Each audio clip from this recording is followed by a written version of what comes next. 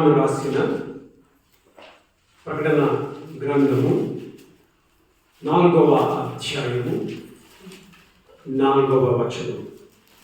4వ అధ్యాయంలో 4వ వచనమును మనము చదివి ధ్యానం చేసుకుందాము. మనము పోయిన అంతకుముందు మనము ప్రకటన 4:4 మనం నేర్చుకున్నాం, మనం ధ్యానం చేశాం. దాంట్లో మనము ఏం నేర్చుకున్నాము? మనం ఎవరము? రాజులైన యాజక సమూహము అని మనం నేర్చుకున్నాం. అయితే దాంట్లో మనం నేర్చుకున్నది ఏమిటి అని అంటే, ఈ 24 పెద్దలు ఎవరని నేర్చుకున్నామా? మనము సంఘము అని మనం నేర్చుకున్నాం. మనము రాజులముగా మనము ఉండబోతూ ఉన్నాము. మనం 1000 ఏళ్ల పరిపాలనలో మనము ఆయనతో కూడా మనం రాజ్యము చేస్తామని మనము నేర్చుకున్నాం. ఈరోజు మనము ఈ 4:4లో మనం చూస్తామా? చదవండి. 4:4 సింహాసనము చుట్టూ 24 సింహాసనములు ఉండెను. 24 సింహాసనములు ఉండెను. ఈ సింహాసనములందు 24 పెద్దలు తెల్లని వస్త్రములు ధరించి. చూడండి, గమనించండి. తెల్లని వస్త్రములు మనం చూస్తున్నాము. తర్వాత తమ తలల మీద సువర్ణ కిరీటములు మనం చూస్తున్నాము. మూడవది కూర్చున్నారు. సింహాసనంలో కూర్చున్నారు. కూర్చోవడము అదేం చూపిస్తుంది? సింహాసనం మీద కూర్చోవడము వాళ్ళు రాజులు, కిరీటము వాళ్ళు రాజులు. అది ఇంకొకటి మనం చూస్తున్నాం. ఇక్కడ ఏమిటి అంటే మనం తెల్లని వస్త్రములను మనం చూస్తూ ఉన్నాం. ఇప్పుడు సింహాసనం మీద కూర్చున్నది, కిరీటం పెట్టుకున్నది, అది దేనికి గుర్తుంది? అది రాజు గుర్తు. తెల్లని వస్త్రములు ఇది దేనికి గుర్తు అని అంటే, ఇది యాజకులకి గుర్తుగా ఉండి ఉంటుంది. యాజకులు అంటే ఎవరు? మరి సేవకులు అని అంటున్నారు. యాజకులు ఒక విధంగా మనం చూస్తున్నాం, మనం ముందుకు నేర్చుకున్నాం. ఇప్పుడు ప్రస్తుత కాలంలో మనం పూజారి అని మనం అనొచ్చు. మనకు అర్థమయ్యే భాషలో పూజారి, యాజకులు. ఈ యాజకులు ఈ మనము తెల్లని వస్త్రములు వారి ధరించుకున్నారు. మనము నిర్గమకాండము 39వ అధ్యాయములో 27 నుంచి 28 చదవండి. నిర్గమకాండం 39, 27 నుండి 28 వారి వస్త్రములు. మరియు యెహోవా మోషేకు ఆజ్ఞాపించినట్టు వారు అహరోనునకు అతని కుమారులకును నేత పని అయిన సన్న నార చొక్కాయిలను నేత పని అయిన సన్న నార చొక్కాయిలను, సన్న నార పాగాను, అందమైన సన్న నార అనేది నాకు తెలిసి నారా అనేది ఇంగ్లీష్ లో లెనిన్ అనే పదం వాడబడింది. అంటే తెల్లని రంగు అనుకుంటారు నారా అని అంటే. సో ఈ యాజకులు తెలుపు బట్టలను వేసుకునే వాళ్ళు పాత నిబంధనలో తెలుపు బట్టలు వేసుకునే వాళ్ళు యాజకత్వంలో జరిగించేవారు. ఇప్పుడు ఇక్కడ కూర్చున్న ఈ 24 పెద్దలు తెల్లని వస్త్రములు ధరించుకున్నారు అంటే ఏంటంటే వాళ్ళు పరిశుద్ధులైన యాజక సమూహము. 1 పేతురు 2:5 చదవండి. 1 పేతురు 2:5. యేసుక్రీస్తు ద్వారా దేవునికి అనుకూలములకు ఆత్మ సంబంధమైన బలులు అర్పించున్నప్పుడు పరిశుద్ధ యాజకులుగా ఏంటమ్మా? పరిశుద్ధ యాజకులుగా ఉంటారు. పరిశుద్ధ యాజకులుగా ఉంటున్నట్లు మనం చూస్తున్నాం. అదే 1 పేతురు 2:9లో రాజులైన యాజక సమూహం అంటాడు. 1 పేతురు 2:9లో రాజులైన యాజక సమూహము. కానీ 1 పేతురు 2:5లో ఏమంటున్నాడు? పరిశుద్ధమైన యాజకులు అని అంటున్నాడు. సో మనము ముందుకు మనం నేర్చుకున్నాం. ఈ తెల్లని వస్త్రము ఇది పరిశుద్ధతకి గుర్తు. ఇది రాజులు ధరించుకునే వస్త్రం. ఎవరమా? మన యాజకులు ధరించుకునే వస్త్రములై ఉండి ఉంటున్నది. అందరూ ధరించేది, యాజకులు మాత్రమే ధరిస్తారు. మరి పాత నిబంధన కాలంలో యాజకులు ఎవరు? ఎవరమ్మా? పాత నిబంధనలో యాజకులు ఎవరు అని మనం చూస్తేమా, లేవీయులు 12 గోత్రములు ఉన్నాయి కదా, 12 గోత్రములో నుండి దేవుడు లేవీయులను యాజకులుగా ఆయన కోరుకొని నియమించి ఉంటున్నాడు. ఈ లేవీయులలో అహరోను పిల్లలు వాళ్ళు ప్రధాన యాజకులుగా వాళ్ళు ఉంటారు. చదవండి మా నిర్గమకాండము 19లో 6వ వచనం. సమస్త భూమియు నాదే కదా, మీరు నాకు యాజక రూపమైన రాజ్యముగాను చాలండి. మీరు నాకు యాజక రూపమైన, అప్పటికి యాజకులను దేవుడు నియమించాల. ఎప్పుడు ఈ నిర్గమకాండం 19:6లో మనం చూసిన రీతిగా అప్పటికి ఇంకా యాజకులను దేవుడు నియమించాల. కానీ మీరు నాకు యాజకులు అంటున్నారంటే ఇంట్లో ప్రతి తొలుచూలి మగబిడ్డ యాజకుడిగా ఉంటాడన్నమాట. అర్థమైంది? లేవీలు కాకమునుపు, అహరోను వాళ్ళు కాకమునుపు ఇంట్లో ప్రతి మొదట పుట్టిన మగబిడ్డ ఆయన యాజక ధర్మాన్ని జరించు. అందుకే మీరు నాకు యాజకులుగా ఉంటారని చెప్పేసి అంటున్నాడు. ఇశ్రాయేలు అందరికీ అది వర్తించే మాటగా ఉన్నది. నిర్గమకాండం 29:1 చదవండి. నిర్గమకాండం 29:1. మరియు నాకు యాజకత్వం చేయుటకై, చూడండి, నాకు యాజకత్వం చేయుటకై నీ మోషేతో దేవుడు అంటున్నాడు, నీ సహోదరుడైన అహరోనును అతని కుమారులను అనగా చాలండి, అహరోను అతని కుమారులు యాజకత్వం చేయడానికి. అయితే వీళ్ళు ప్రధాన యాజకులుగా వీళ్ళు ఉంటారు. తర్వాత సంఖ్యాకాండము 3:45.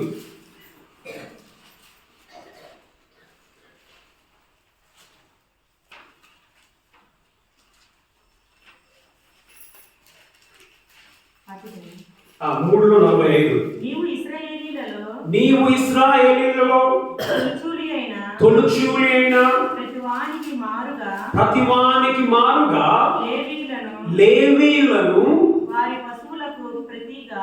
పశువులకు ప్రతిగా తీసుకొను. ఏంటండి ఇప్పుడు ఏమంటే లేవీయులు వాళ్ళ యాజకులుగా ఉంటున్నారు. లేవీ గోత్రము వారు. ద్వితీయోపదేశకాండము 17:9.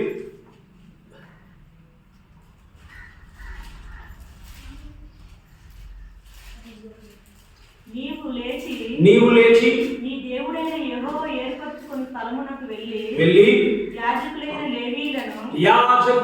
లేవీయులను ఆ దినములలో నుండి చాలండి, యాజకులైన లేవీయులు. ఇప్పుడు గమనించండి, యాజకులు ఎవరు? మనం లేవీయులు, లేవీ గోత్రం అంతా వాళ్ళు యాజకులు. ప్రధాన యాజకుడు ఉంటాడు. ప్రధాన యాజకుడు ఏంటిది? పెద్ద ఆయన అందరికంటే. ప్రధాన యాజకుడు ఎవరు? మోషే తమ్ముడైన అహరోను వారి కుమారులు ప్రధాన యాజకులుగా వాళ్ళు ఉంటారు.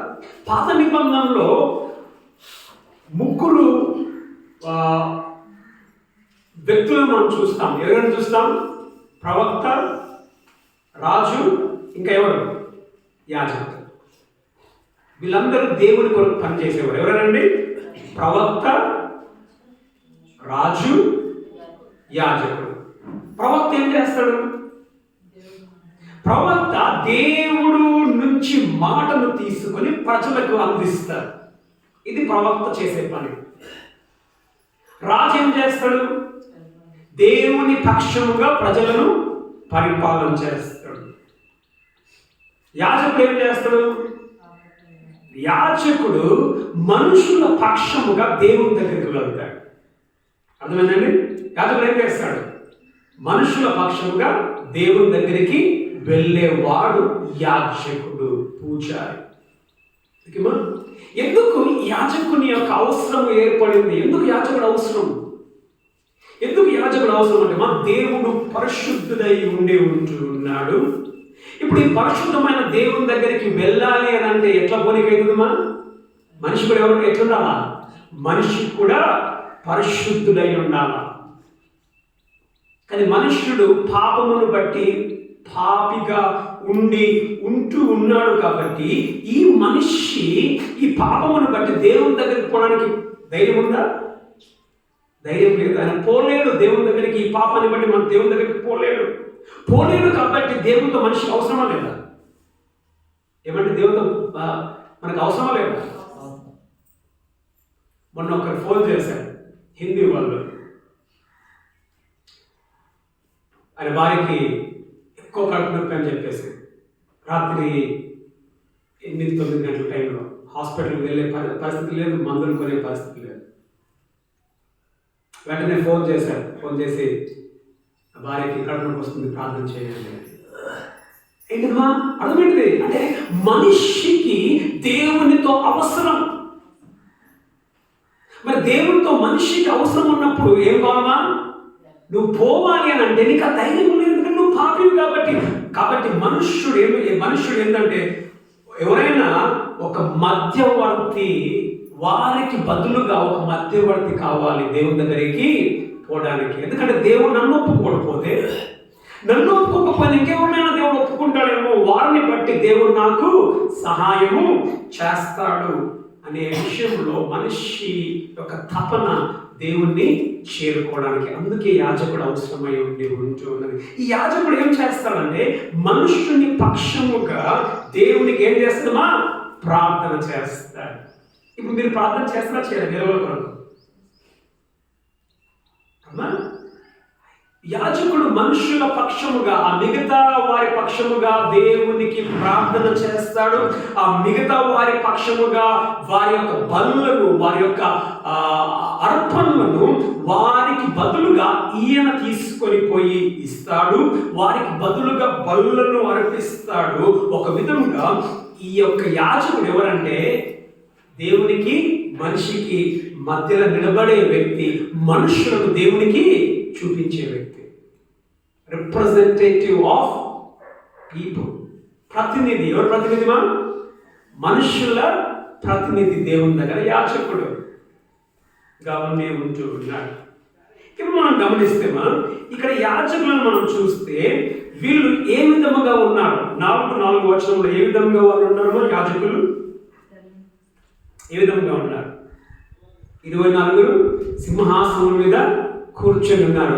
ఎంత దూరంలో ఉన్నారు ఆ యొక్క ప్రధానమైన సింహాసనం? దేవుని సింహాసనం ఎంత దూరంగా ఉన్నారు? దగ్గరలో ఉన్నారు కదా. 4:4 సింహాసనం చుట్టూ 24 సింహాసనం ఉండను. చుట్టూ అంటే ఎక్కడ? దూరం ఉందా దగ్గర ఉంటారు?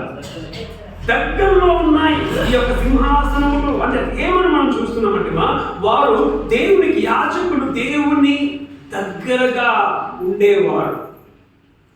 మనుషులందరూ దేవుని దగ్గరికి పోనీకి కారణం యాజకుడు మాత్రమే దేవుని దగ్గరికి పోవడానికి వీలవుతుంది. గమనించండి, ఇప్పుడు మనం చదివాడు తమిళ్లో, అది ఇంగ్లీష్లో మనం చూస్తే ఏంటిదంటే ప్రత్యక్ష గుడారం ఉంటుంది. తెలుసా మీకు ప్రత్యక్ష గుడారం? ఏమా ఇంగ్లీష్లో టాబర్నకల్ అంటారు.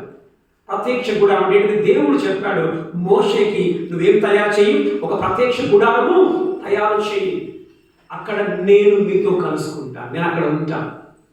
ఈ ప్రత్యక్ష గుడారంలో మనం చూస్తే 3 ప్లేసెస్ ఉంటాయి. అది 3గా విభజింపబడింది. ఈ 3 ఏంటి తెలుసా? మొదట ఔటర్ కోర్ట్ అంటారు, అది బయట ప్రదేశం. రెండవ భాగం వచ్చేసి ఆ టెంట్లో రెండవ భాగం వచ్చేసి మొదటి భాగం నువ్వు పోకముందు పరిశుద్ధ స్థలం. ఏంటిదన్నది? పరిశుద్ధ స్థలం. ఇక రెండవ భాగం ఉంటుంది, దానికి పరదా ఉంటుంది, కర్టన్ ఉంటుంది మధ్యలో. ఆ రెండవ భాగం ఏంటిదంటే అతి పరిశుద్ధ స్థలం. ఓకేమా? ఈ ప్రత్యక్ష గుడారంలో ఏముంటుందో ఫస్ట్ ఔటర్ కోర్ట్, తర్వాత ఏంటంటే ఆ టెంట్ లోపల మొదటి ఉండేది ఏంటిది? పరిశుద్ధ స్థలం. పరద ఉంటుంది, పరద లోపల ఏముంటుందా? అతి పరిశుద్ధ స్థలం. ఈ అతి పరిశుద్ధ స్థలంలో ఏముంటుందంటే కరుణాపీఠం ఉంటుంది. ఓకేమా? కరుణాపీఠం, కెరూబుల మధ్యలో కరుణాపీఠాన్ని మనము చూస్తాం. ఈ అతి పరిశుద్ధ స్థలములోనికి యాజకుడు ప్రధాన యాజకుడు సంవత్సరానికి ఒకసారి మాత్రమే వెళ్ళాలి. కానీ ఈ పరిశుద్ధ స్థలంలోనికి యాజకులు ఎప్పుడైనా వెళ్తారు, అక్కడ వాళ్ళు పనులు చేస్తూ ఉంటారు. అక్కడ దీపస్తంభములు ఉంటాయి, దీపస్తంభములను క్లీన్ చేసేది కానీ, దీపాలను వెలిగించేది కానీ, ఆ పరిశుద్ధ స్థలంలోనికి లేవీయులు యాజకులుగా ఎప్పుడైనా వాళ్ళు వెళ్తూ ఉంటారు. అసలు ఈ యాజకుడు అని అంటే ఒక అర్థం ఏమిటి అని అంటే దేవుని యెహోవా దగ్గరికి చేరువాడు. చదవండి మా నిర్గమకాండము 19:22. అసలు యాజకులు వాళ్ళు ఏమై ఉంచున్నారు? మరియు యెహోవా వారి మీద పడకూడనట్లు ఓకే యెహోవా యొద్దకు చూడండి, యెహోవా యొద్దకు చేరు యాజకులు. యెహోవా యొద్దకు చేరు యాజకులు అంటే అర్థం ఏంటి మా? దేవుని దగ్గరికి పోయేవాళ్ళు. అందరూ దగ్గరికి పోనీకైతున్నారు. ఎవరు చేరాలంట? యాజకులు మాత్రమే యెహోవా యొద్దకు వెళ్ళేవారు. వీళ్ళు యాజకులుగా ఉంటున్నారు. ఏ విధంగా వాళ్ళు యెహోవా యొద్దకు వెళ్తారు అంటే వారు తమను తాము పరిశుద్ధపరచుకొని వెళ్తారు. చదవండి నిర్గమకాండం 30:20. వారు ప్రత్యక్షపు గుడారంలోనికి వెళ్ళినప్పుడును సేవ చేసి యెహోవాకు హోమధూపము అర్పించుటకు బలిపీఠమునొద్దకు వచ్చినప్పుడు తాము చావక ఉండునట్లు నీళ్లతో కడుగుకొనవలెను. వాళ్ళు ఏం చేయాలమ్మా? వాళ్ళని పరిశుద్ధపరచుకోవాలి, పవిత్రముగా మార్చండి. యెహోవా యొద్దకు వచ్చు యాజకులు ఎవరు? దేవుని దగ్గరగా సమీపముగా పోయేవాళ్ళు యాజకులు. అది వీళ్ళు ఏ విధంగా దేవుని దగ్గరికి వెళ్తారు? పరిశుద్ధపరచుకొని, వాళ్ళు చావకుండానట్లు పరిశుద్ధపరచుకొని వాళ్ళు దేవుని దగ్గరికి, ఆ యొక్క ప్రత్యక్ష గుడారంలోనికి, పరిశుద్ధ స్థలంలోనికి, అతి పరిశుద్ధ స్థలంలోనికి వాళ్ళు వెళ్తారు. ఇప్పుడు గమనించండి, ఎవరు వెళ్తారుగా? అందరూ వెళ్ళరు, కేవలం యాజకులు మాత్రమే వెళ్తారు అని మనము చూసుకున్నాం. చదవండి హెబ్రీయులకు రాసిన పత్రిక 9:2-7. హెబ్రీ 9:2-7. ఎలాగనగా సోఫియా ఒక నిమిషం మమ్మీ. ఎలాగనగా మొదట ఒక గుడారం ఏర్పరచబడెను. గమనించండి మా, ప్రత్యక్ష గుడారం గురించి మనం ఇక్కడ చూస్తాం. ఎలాగనగా మొదట ఒక గుడారం ఏర్పరచబడెను. అందులో దీపస్తంభము. ఇదేంటిదంటే మొదటి పరిశుద్ధ స్థలం, అతి పరిశుద్ధ స్థలం కాదు. మొదట లేవీయులు వెళ్ళే స్థలం. అందులో దీపస్తంభము, బల్లయు, దాని మీద ఉంచబడిన రొట్టెలను ఉండెను. దానికి పరిశుద్ధ స్థలం అని పేరు. దానికి ఏంటి పేరుమా? పరిశుద్ధ స్థలం అనే పేరు. రెండవ తెర అనేటిది ఒక పరద ఉంటుంది. రెండవ తెరకు ఆవల పరిశుద్ధ స్థలమును గుడారం ఉండెను. అందులో సువర్ణ ధూపార్తియు అంతటను బంగారు రేకులతో తాపబడిన నిబంధన మందసమును. నిబంధన మందసం అంటే ఏంటంటే దేవుడు అక్కడ నివసించు స్థలం, అతి పరిశుద్ధమైన స్థలం. నిబంధన మందసము ఉండెను. ఆ మందసములో మన్నాగల బంగారు పాత్రయు, ఓకే, సిగిరించిన అహరోను చేతి కర్రయు, నిబంధన పలకలను ఉండెను. దానిపైనే కరుణాపీఠమును కమ్ముకొనుచున్న మహిమగల కెరూబులు ఉండెను. కరుణాపీఠం ఉండదు అక్కడ. ఓకే, కెరూబులు ఉండెను. వీటిని గూర్చి ఇప్పుడు వివరంగా చెప్పబడవల్లబడ. అయిపోయిందా? 7 వరకు చదివారా? చదవండి. ఇవి ఇలాగ ఏర్పరచబడినప్పుడు ఓకే, యాజకులు సేవ చేయుచు నిత్యమును ఈ మొదటి గుడారంలోనికి వెళ్ళుదురు గాని. చూడండి, నిత్యము మొదటి గుడారంలోనికి వెళ్ళుదురు గాని సంవత్సరమునకు ఒక్కసారి మాత్రమే ప్రధాన యాజకుడు ఒక్కడే రక్తము చేత పట్టుకొని రెండవ గుడారంలోనికి ప్రవేశించాడు. గమనించండి మా, అతి పరిశుద్ధమైన స్థలంలోకి ఎప్పుడు పోయేది? సంవత్సరానికి ఒక్కసారి మాత్రమే. గమనించండి మా. అయితే కానీ మనం గమనిస్తాం, సంవత్సరానికి ఒక్కసారి మాత్రమే. మరి సంవత్సరంలో మిగతా రోజులు యాజకుడు కూడా దేవునికి దూరమే. చూస్తూ ఉన్నాం. అవునండి. ఇప్పుడు వీళ్ళు దగ్గరలో లేరు. కానీ మనం చూస్తే ప్రకటన 4:4 సంఘం ఎట్లుంది? ఎక్కడున్నారు సంఘం? దూరంగా ఉన్నారా? దగ్గరగా వాళ్ళు ఉంటూ ఉన్నట్టుగా మనం చూస్తూ ఉంటున్నాం పరలోకంలో. యాజకులంగా మనకి ఏమై ఉంటుందంటే మనకి ఆయనతో దగ్గరి సంబంధం మనం కలిగి ఉంటూ ఉన్నాం. యేసు ప్రభు శిలువలో చనిపోయినప్పుడు ఏమైంది? ఆయన బిగ్గరగా కేక వేశాడు. అప్పుడు ఏమైంది? దేవాలయం తెర ఏమైందా? దేవాలయము తెర చినిగిపోయింది. సంవత్సరానికి ఒక్కసారే పోవాలి ఎవరు? యాజకుడు. కానీ ఇప్పుడు దేవాలయం చినిగిపోయిన అర్థమైంది, ఎప్పుడైనా మనిషి వెళ్ళవచ్చు. సంవత్సరానికి ఒక్కసారి కాదు, ఎప్పుడైనా. ఇప్పుడు మనము ఎట్లా వెళ్తున్నాం యేసు ప్రభు సన్నిధానానికి? సంవత్సరం ఒకసారి వెళ్తున్నాం మనం? ఎప్పుడైనా మనం పోదామా? ఇప్పుడు దేవుని ప్రార్థన మనం చేస్తూ ఉన్నాము. ప్రార్థన చేసినప్పుడు నువ్వు గుడికి వెళ్ళి ప్రార్థన చేస్తున్నావా? గుడిలో కాదు, నువ్వు ఎక్కడున్నా అక్కడ నువ్వు ప్రార్థన. మనం ఎప్పుడైనా మనం ప్రార్థన చేస్తూ ఉన్నాం. అయితే శారీరకముగా మనము ఉన్నాము, కానీ ఒక విధంగా ఆత్మలో మనము ప్రార్థన చేస్తూ ఉన్నాం. శారీరకంగా మనం లేము, కానీ పరలోకంలో శరీరంతో ఆత్మతో మనము ఆయనతో మనం ఎప్పటికీ ఉండే వారముగా, మనం యాజకులముగా మనము ఉండబోతూ ఉంటున్నాం. చదవండి మా హెబ్రీ 4:15-16.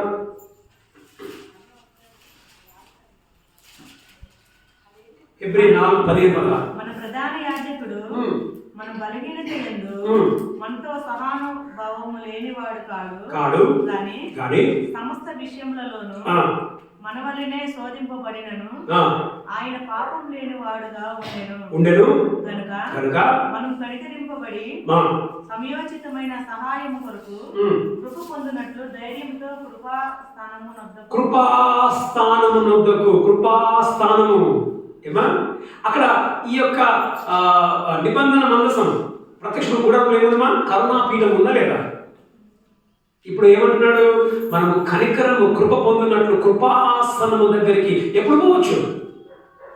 సంవత్సరానికి ఒకసారి కాదు, ఎప్పుడైనా మనము వెళ్ళవచ్చు అతి పరిశుద్ధమైన స్థలంలోనికి. కాబట్టి మనం ఎవరమో? మనము యాజకులం. ఇప్పుడు యాజకులమే, పరలోకంలో మనము యాజకులంగా మనము ఆయన దగ్గరగా మనం ఉండబోతూ ఉంటున్నాం. ఇప్పుడు ఇంకోటి, యాజకులుగా వీళ్ళెవరు? మధ్యవర్తులా కాదా? ప్రజలకి దేవునికి వీళ్ళు మధ్యవర్తులుగా ఉంటూ ఉన్నారు. కానీ మనకి మధ్యవర్తి అవసరం ఉందా? ఇప్పుడు మనకు మధ్యవర్తి అవసరం లేదు. చాలా మంది ఏమంటారంటే మరియా ద్వారా యేసు ప్రభు దగ్గరికి వెళ్ళాలంట. రోమన్ క్యాథలిక్ వాడు పోప్. రోమన్ క్యాథలిక్ లో పోప్ ఉంటాడు. రోమన్ క్యాథలిక్ లో పాద్రి అంటారు, ఫాదర్ అంటారు. వాళ్ళు ఏం చేస్తారు? వచ్చి ఫాదర్కి వాళ్ళు పాపాలు ఒప్పుకుంటారు. ఫాదర్ వాళ్ళ పక్షముగా దేవుని దగ్గర చెప్తారు.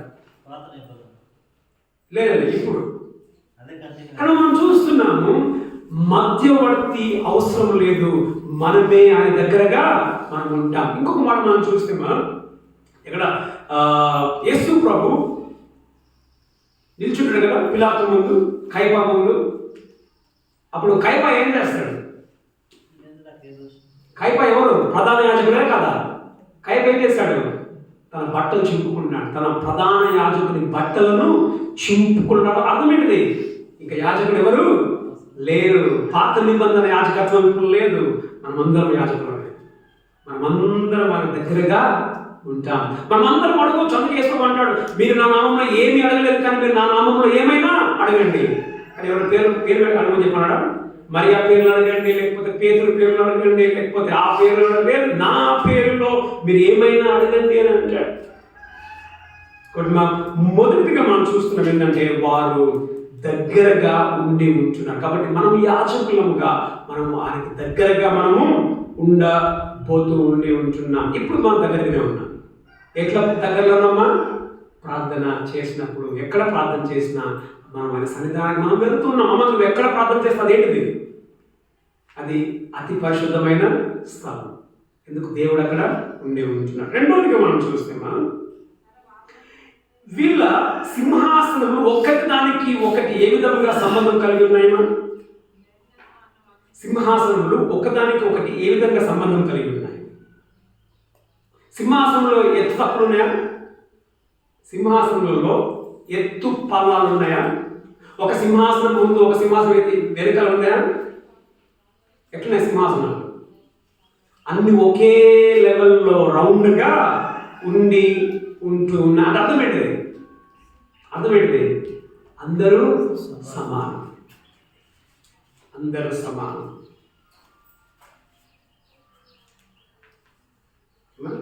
కానీ మనం చూస్తే ఎట్లా ఈ రోజుల్లో ఎట్లున్నది? ఈ రోజుల్లో ఎట్లా? అందరు సమానమా? అందరు సమానం కాదు. పాస్టర్ భార్య పిల్లలే యాజకులు, అంతనే కదా? ఎన్నో యూట్యూబ్లో మీరు చూడండి, వాళ్ళే కూర్చుంటారు, వాళ్ళే యూట్యూబ్లో మరి మిగతా కూర్చున్న వాళ్ళు ఏంటిది? కూర్చున్న వాళ్ళు మనం ఒక విధంగా పిచ్చోళ్ళమే మనం. అంటే మనం వాళ్ళని ఆ విధంగా అదేంటి మనం తీసుకొని పోతాం. మీరే యాజకులు, మీరు లేకపోతే ఇంకా మాకు దేవుడు దిక్కు లేడు, మిమ్మల్ని బట్టి మాకు దేవుడు దిక్కన్నట్లుగా ప్రజలు ఉంటూ ఉంటారు. అక్కడ మనం చూస్తున్నాం సింహాసనములు ముందుకు వెనుకకి లేవు, అన్ని ఒకే క్రమంలో ఉంటూ ఉన్నాయి. కదా రెవరెండ్ కొందరు ఏమంటారు? నేను మొన్న ఏమంటారు కొందరు అంటే రెవరెండ్ మాత్రమే ప్రభుత్వాలు ఇవ్వాలంట, రెవరెండ్ మాత్రమే బాప్తిస్మం ఇవ్వాలంట. కానీ బైబిల్ ఏమంటుందమ్మా? మనమందరము పరిశుద్ధమైన యాజక సమూహముగా మనం ఉంటూ ఉన్నాం. ఈ మన మధ్యలో ఒకటి వచ్చింది ఒక పాట, వన్నెస్. చూసారా? వన్నెస్ అనే పాట చూసారా? వన్నెస్ అనే పాట. ఆ వన్నెస్ అనే పాటలో అంత పెద్ద పాస్టర్లని పిలువబడేవాళ్ళు, వాళ్ళ పిల్లలు, వాళ్ళ భార్యలు, జయసుధ, వీళ్ళంతా ఎవరు పేరు? ప్రసాద్, విజయ్ ప్రసాద్. ఆ విజయ్ ప్రసాద్, అనిల్ రెడ్డి, తర్వాత బెల్లంపల్లి ప్రవీణ్, వీళ్ళంతా కలిసి వన్నెస్ అనే పాటను తీసి అది ఒక పెద్ద సెన్సేషన్ అయిపోయింది. యూట్యూబ్లో చాలా ఇదైపోయింది. గమనించండి, అంటే ఇంకా వాళ్ళేనా యాజకులు? అంటే వాళ్ళే కనబడాలన్నా ఇంకా వాళ్ళు కనబడితే కింద కూర్చొని మనం వాళ్ళ పాడిన పాటకి మనం ఏం చేయాలా? అంతేనా కదా? ఎట్లాంటి ప్రొజెక్షన్ అంటే మేమే యాజకులు, మీరు యాజకులు కాదు. మేమే ముందుని నడిపిస్తాం, మీరు వెనుకుండి మీరు వెనుకుండి అట్లుంది అక్కడ లేదు. అందరూ ఒకే క్రమంలో కూర్చున్నారంటే అర్థమేంటిది? మనం అందరం ఒకే లెవెల్లో ఉంటాం.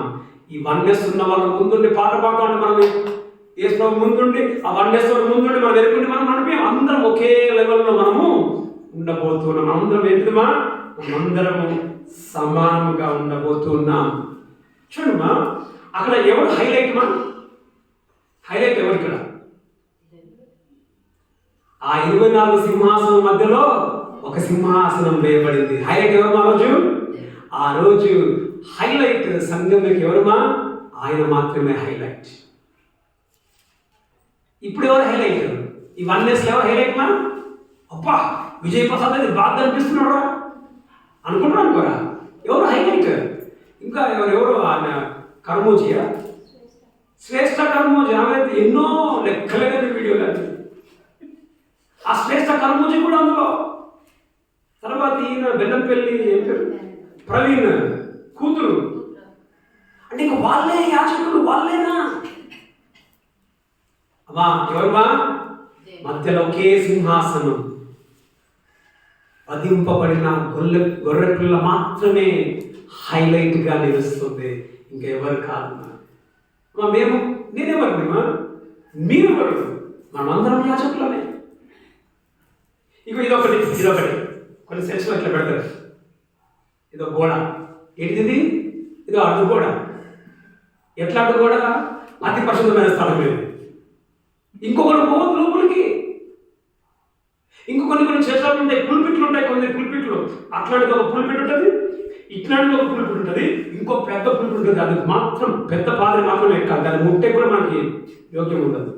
ఫోటోకు దిగడానికి కూడా కాదు నీకు.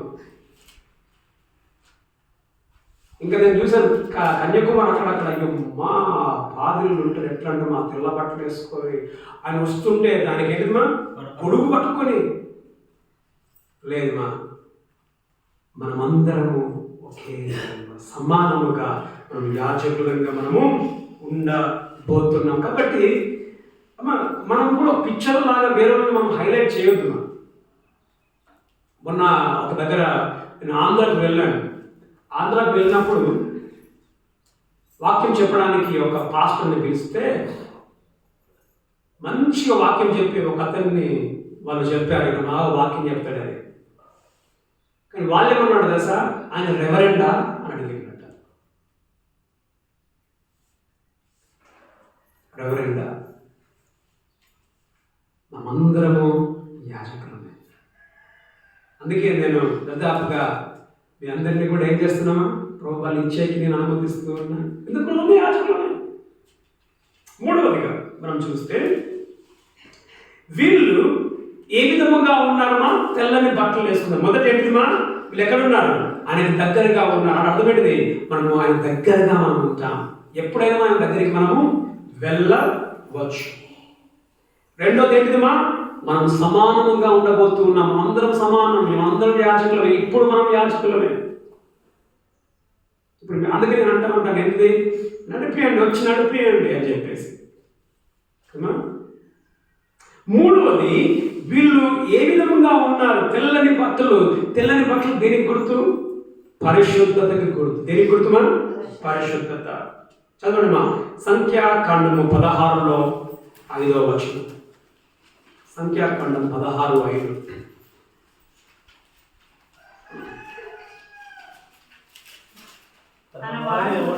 తన వాడెవడో, పరిశుద్ధుడెవడో రేపు యెహోవా తెలియజేసి వారిని తన సన్నిధికి రానిచ్చును. ఆయన తాను ఏర్పరచుకున్న వారిని తన యొద్దకు చేర్చుకును. తన వాడెవడో అని అర్థమేంటిది మా, సెట్ అపార్ట్, ప్రత్యేకత. తన వాడు ఎవడో, పరిశుద్ధత. ఇక మనం చూస్తున్నాం, మీరు ఏర్పాటు చేయబడిన పరిశుద్ధ యాజకులు. పరిశుద్ధ యాజకులు, తెల్లని వస్త్రములు పరిశుద్ధ గుర్తుగా ఉంటూ ఉన్నాయి. మరి ఈ పరిశుద్ధత ఏమిటి? యెషయా 61:10. పరిశుద్ధత ఏమిటి? యెషయా 61:10. శృంగారమైన పాగ 61:10. శృంగారమైన పాగ ధరించుకొనిన పెండ్లి కుమారుని రీతిగాను, ఆభరణములతో అలంకరించుకొనిన పెండ్లి కుమార్తె రీతిగాను ఆయన రక్షణ వస్త్రములను. చూడండి, ఆయన రక్షణ వస్త్రములు. మా రక్షణ వస్త్రం మనం చూస్తూ ఉన్నాం. ఇదేంటిమా, వాళ్ళు ఏం వేసుకున్నారు అక్కడ, తెల్లని వస్త్రం, రక్షణ వస్త్రములు. ఈ రక్షణ వస్త్రం ఎట్లా వచ్చింది మనకి? రక్షణ వస్త్రము యేసు యొక్క నీతి మన మీదికి వచ్చి వచ్చినది. రక్షణ వస్త్రం ఆయన నీతి, తెల్లని వస్త్రము. అంటే మనం ఏంటిమా, మనం ఆయన లాగా మనం ఉండబోతూ ఉన్నాం. మొదట ఆయనకు దగ్గరగా మనం ఉండబోతూ ఉన్నాం. రెండవది ఏంటిది, యాజకులంగా మనం అందరము సమానముగా ఉండబోతూ ఉన్నాం. మూడవది, మనము ఆయన లాగా తెల్లని వస్త్రములు పరిశుద్ధులముగా మనము ఉండబోతూ ఉన్నాం. గమనిస్తే ప్రకటన 3:4-5లో సార్దీసు సంఘానికి దేవుడు తెల్లని వస్త్రములు ఇస్తానని చెప్పాను. చదవండి, ప్రకటన 3:4-5. అయితే తమ వస్త్రములను అపవిత్రపరచుకొనని కొందరు సార్దీసులోని నీ యొద్ద ఉన్నారు. ఓకే, అపవిత్రపరచుకొని కొందరు సార్దీసులో ఉన్నారా? వారు అరుకులు కనుక తెల్లని వస్త్రములు ధరించుకొని నాతో కూడా సంచరించెదరు. తెల్లని వస్త్రములు ధరించుకొని నాతో కూడా ఉంటారు. మనం యాజకులం. తర్వాత లౌదోకియ సంఘం 3:18, ప్రకటన 3:18. నీవు ధనవృద్ధి చేసుకున్నట్లు అగ్నిలో పుటము వేయబడిన బంగారమును నీ దిశముల సిగ్గు కనబడకుండునట్లు ధరించుకున్నటకు తెల్లని వస్త్రములను నీకు దృష్టి కలుగునట్లు. తెల్లని వస్త్రములను, తెల్లని వస్త్రములు ఏంటి ఇది? పరిశుద్ధత. తర్వాత 19:8, ప్రకటన 19:8. మరియు ఆమె ధరించుకొనుటకు ప్రకాశములను నిర్మలములైన సన్నపు నార బట్టలు. చూడండి, సన్నపు నార బట్టలు మనం చూసుకున్నాం కదా. యాజకులు ఏం పట్టిస్తారు? సన్నపు నార బట్టలు అంటే తెల్లని వస్త్రం, సన్నపు నార బట్టలు ఆమెకి ఇవ్వబడి దేవుడికి సంఘమునకు. తర్వాత చివరిగా మొదటి ఏంటిదిమా? మనము ఆయన దగ్గరగా మనం ఉంటాము. ఇప్పుడు మనం దగ్గరకు ఉన్నాం. ఎట్లా దగ్గరకు ఉన్నామా? ప్రార్థన చేసినప్పుడు మన దగ్గరికి మనము వెళ్తూ ఉన్నాం. రెండవదిగా మనం అందరం సమానముగా ఉండబోతూ ఉన్నాం. అంటే ఏంటిది? అర్థం ఏంటిది? ఇప్పుడు కూడా సంఘంలో ఏంటిదిమా? ఇప్పుడు సంఘంలో ఏంటిది? అందరము సమానమే క్రీస్తులో.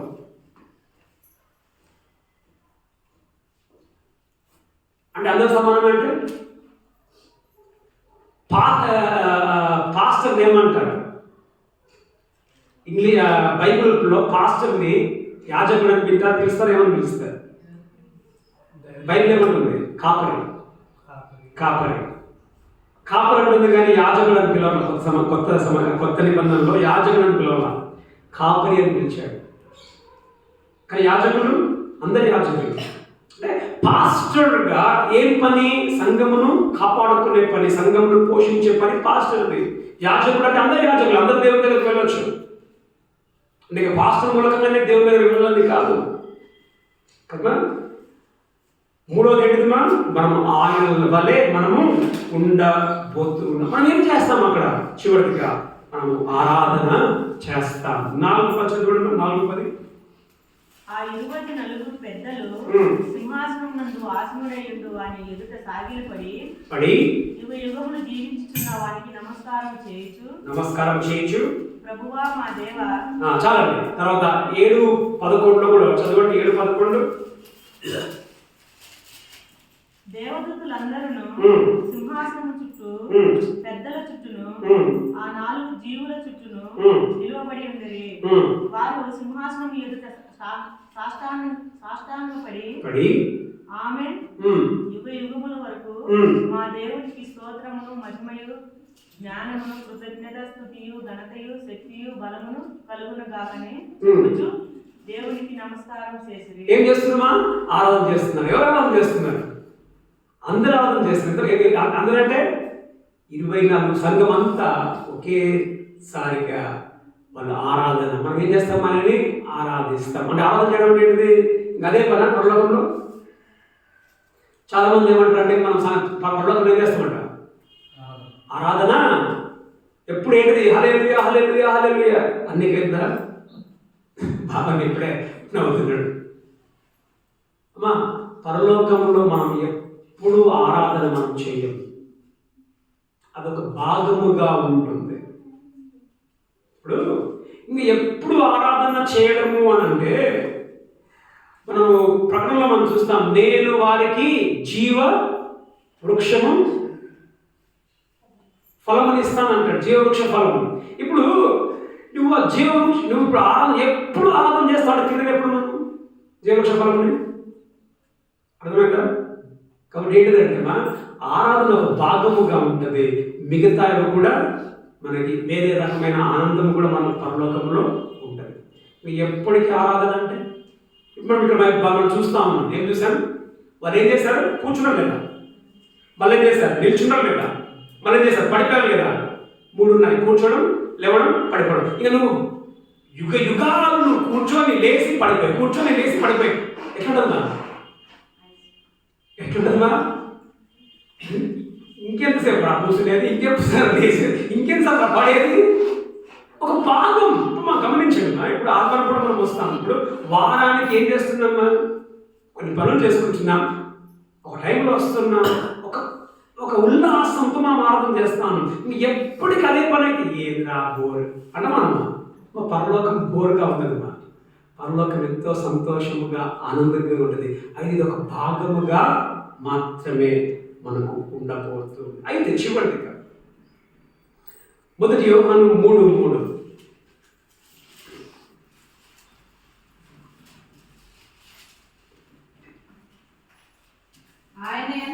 ఆయన యందు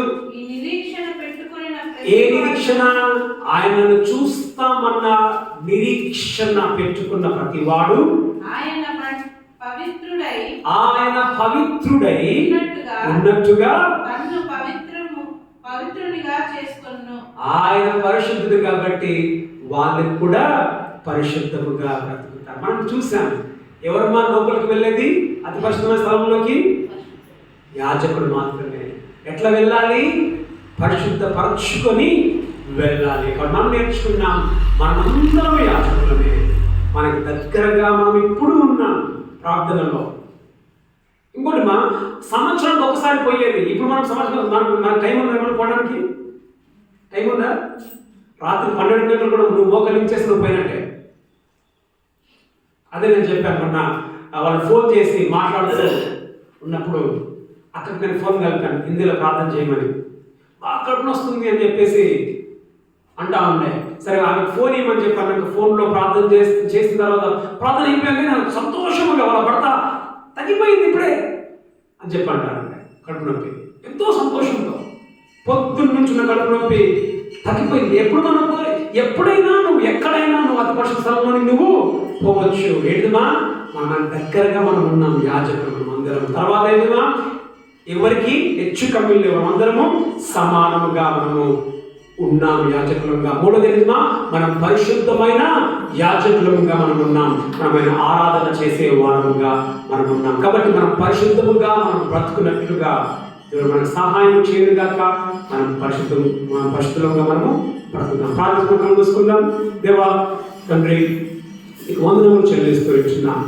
మమ్మల్ని పరిశుద్ధమైన యాజక సమూహముగా మిమ్మల్ని ఏర్పాటు చేసుకొని ఉంటున్నారు ప్రభావ. మేము నీకు దగ్గరగా మీరు మమ్మల్ని చేసుకొని ఉంటున్నారు ప్రభావ. మరి పాత నిబంధనలో కేవలం సంవత్సరానికి ఒక్కసారి మాత్రమే వెళ్ళాలి.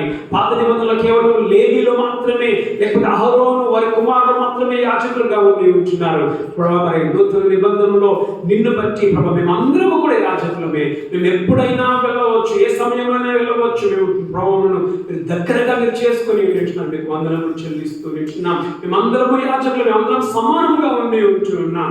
దాన్ని బట్టి మీకు వందనములు స్తుతులు చెల్లిస్తుంటూ మమ్మల్ని పరిశుద్ధులంగా చేశారు. నీతి వస్త్రములను మాకు దయచేసి ఉంటున్నాను. మీకు వందనములు చెల్లిస్తుంటున్నాం ప్రభావ. మరి మేము కూడా మీరు నీతిమంతులుగా, మీరు పరిశుద్ధులుగా ఉన్నట్లుగా మేము కూడా ఈ లోకంలో మీరు వచ్చే వరకు మీ కొరకు ఎదురు చూస్తూ పరిశుద్ధముగా బ్రతుకున్నట్లుగా మా కృపను సహాయమును దయచేసి నడిపించమని ప్రార్థించి మీకే వందనములు స్తుతులు స్తోత్రములు చెల్లించి ప్రభువును రక్షణ యేసుక్రీస్తునామములో ప్రార్థించి అడిగి వేడుకొని ఉన్నాం మా ప్రియ పరలోక తండ్రి.